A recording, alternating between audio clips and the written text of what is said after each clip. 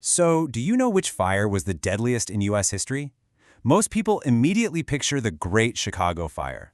But here's a little historical secret for you. It wasn't Chicago. Not even close. So why exactly does that particular fire dominate our history books, while much deadlier events just kind of fade into the background? All right, let's dive right into this explainer. Today, we're putting on our historian's hat to look at the Great Chicago Fire of 1871.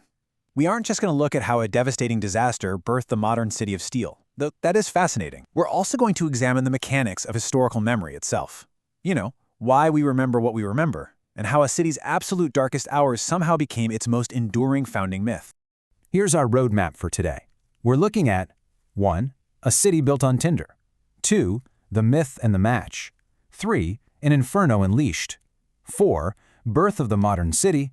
And 5. How history remembers disasters. Okay, Section 1. A city built on tinder. Let's set the scene for Chicago in 1871. To really understand this fire, we first have to understand the literal powder keg that was Chicago back then. From a historical perspective, it was absolutely a disaster waiting to happen. Chicago was one of the fastest-growing cities in North America, exploding into this massive industrial hub of roughly 300,000 people. But that rapid growth totally ignored basic safety.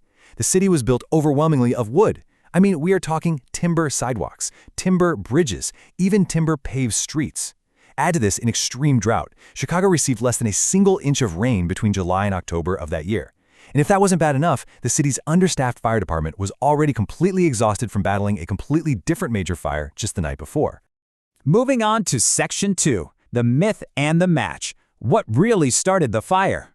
So you've got the fuel, you've got the dry conditions. What actually sparked the blaze on the evening of Sunday, October 8, 1871? You've probably heard the famous civic legend, right? Mrs. O'Leary's cow kicked over a lantern in a barn on DeKoven Street. It's a great story, but it is almost certainly false. This whole tale was actually fabricated by a journalist named Michael Aaron, who later straight up admitted to making it up. In fact, Catherine O'Leary was officially exonerated by a Chicago City Council committee in 1997. That's over a century after her death. So if the cow didn't do it, what did? Well, the true origin remains officially undetermined to this day, but historians and experts still debate a few highly plausible theories.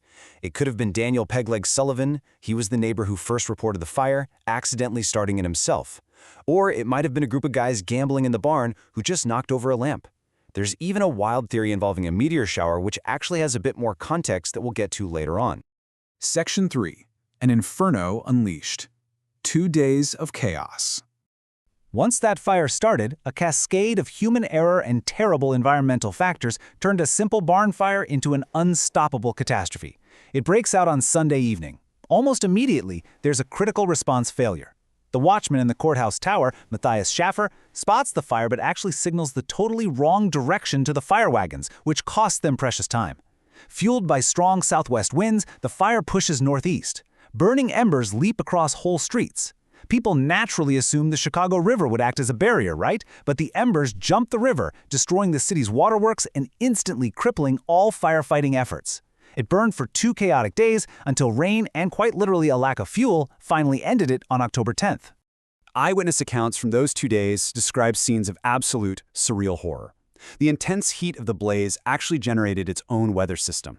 Historians describe a fire whirl, or a tornado of flame. The heat was so profound it literally melted iron and stone. It created utter chaos, with widespread looting, brief martial law, and thousands of terrified citizens forced to flee into Lincoln Park or basically stand waist-deep in the freezing waters of Lake Michigan just to escape the blistering heat. When the smoke finally cleared, the scale of the destruction was just staggering. 17,450. That's the number of buildings that were completely destroyed. The fire leveled roughly 2,000 acres of the city, taking down massive landmarks like City Hall, the Chicago Tribune Building, and Crosby's Opera House. The financial impact was equally devastating. Property damage was estimated at $200 million. And to put that historical figure into perspective for us today, we're looking at roughly $4 to $5 billion in damage. But the human cost is really what puts it into perspective. A full 100,000 people were left entirely homeless. That was 1/3 of Chicago's entire population at the time, left with absolutely nothing overnight. Yet, remarkably, the estimated death toll was relatively low for a disaster of this scale, sitting at around 300 people. This was simply because most citizens were physically able to outrun the slow-moving flames. Which brings us to Section 4, Birth of the Modern City, from ashes to steel. You know, history isn't just about what is destroyed. It's heavily about what is rebuilt. And Chicago's Phoenix Arc is genuinely one of the most incredible stories of urban renewal in the world. Aided by an immediate outpouring of financial support and supplies from across the globe, reconstruction began within days. And this urgent necessity to rebuild entirely and at an unprecedented scale attracted the world's most brilliant engineering minds. It directly gave rise to the Chicago School of Architecture. This was a pioneering movement led by visionaries like Louis Sullivan and Daniel Burnham, turning Chicago into a literal laboratory for modern architecture. Let's look at the sequence that built the city we know today. Step 1 was absolutely vital: building code reform. The city finally mandated brick and stone construction. Step 2 was innovation. Because they couldn't build towering structures with wood anymore, architects like William LeBaron Jenney pioneered steel frame construction, which indirectly gave birth to the modern skyscraper. And Step 3 was the victory lap. Just 22 years later, Chicago hosted the 1893 World's Columbian Exposition, making a very conscious statement to the entire world that the city had not just recovered, but had wildly surpassed its former self. Finally, Section 5, How History Remembers Disasters, the Forgotten Tragedy. This is where we return to that question I asked you at the very beginning of this explainer. Occurring on the exact same night as the Chicago fire, which, remember, fueled those crazy meteor shower theories, was the Peshtigo fire in Wisconsin. While Chicago lost around 300 lives, the Peshtigo fire killed between 1,500 and 2,500 people. It is officially the deadliest wildfire in American history, yet it is largely forgotten. So why is that? Well, because urban disasters command our collective memory, while rural tragedies often fade. The Chicago fire captured the entire national attention. It was a major economic hub, a media center, and its destruction and subsequent rebirth became this foundational civic myth of resilience and reinvention. This stark disparity teaches us a powerful historical lesson.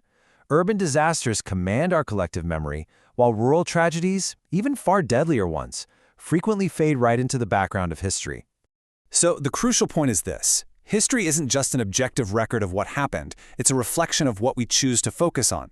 How do modern media and our own urban biases continue to shape the history we remember, and what stories like Peshtigo are we still leaving in the ashes?